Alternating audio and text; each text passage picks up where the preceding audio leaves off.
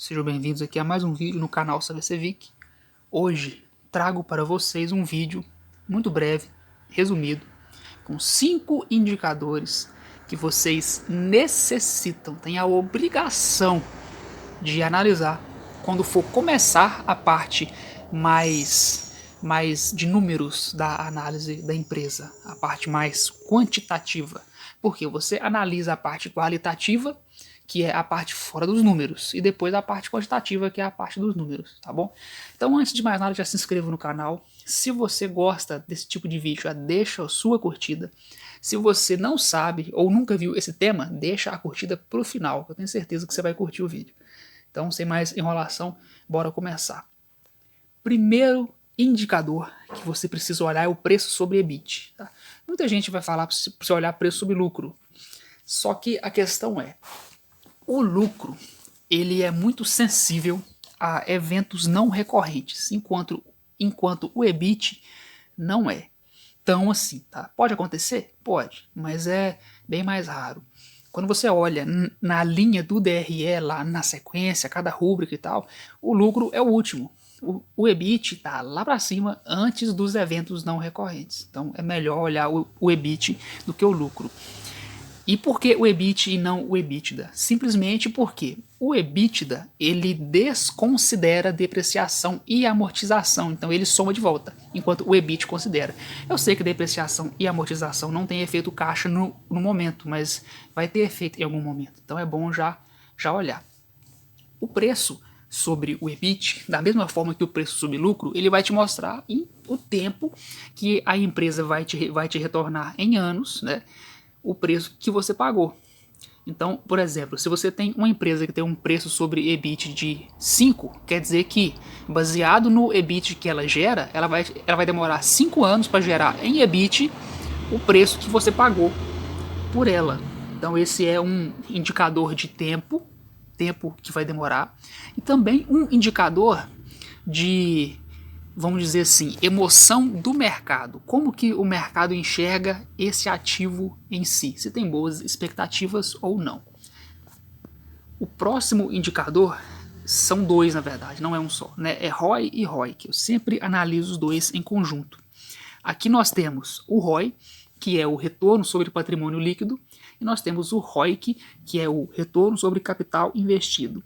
Como via de regra, vocês devem procurar por empresas que tenham um ROI maior ou igual a 15%, mínimo, tá?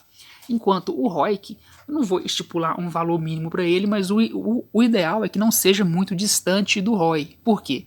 Porque o ROIC, ele considera o patrimônio da empresa e o capital de terceiros. Então, se o ROI e o ROIC está muito distante um do outro, indica que muito possivelmente essa empresa está endividada. Ela tem muitas dívidas. E esse é um ponto de atenção. Não quer dizer que só por isso é bom ou ruim, mas é um ponto de atenção.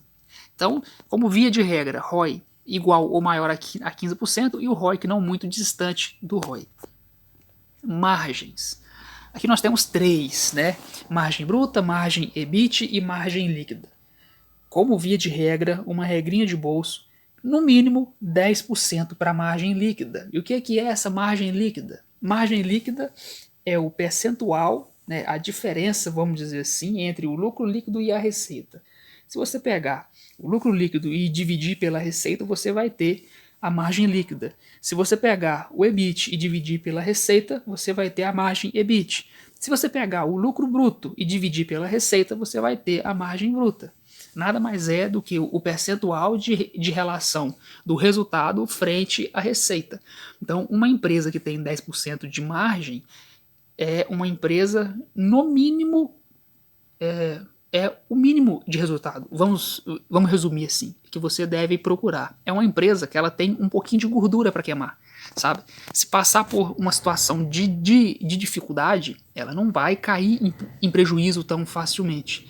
Empresas que têm margens líquidas muito pequenas ou muito apertadas, qualquer imprevisto ela cai em prejuízo, e não é isso que a gente procura numa empresa que a gente vai investir a longo prazo.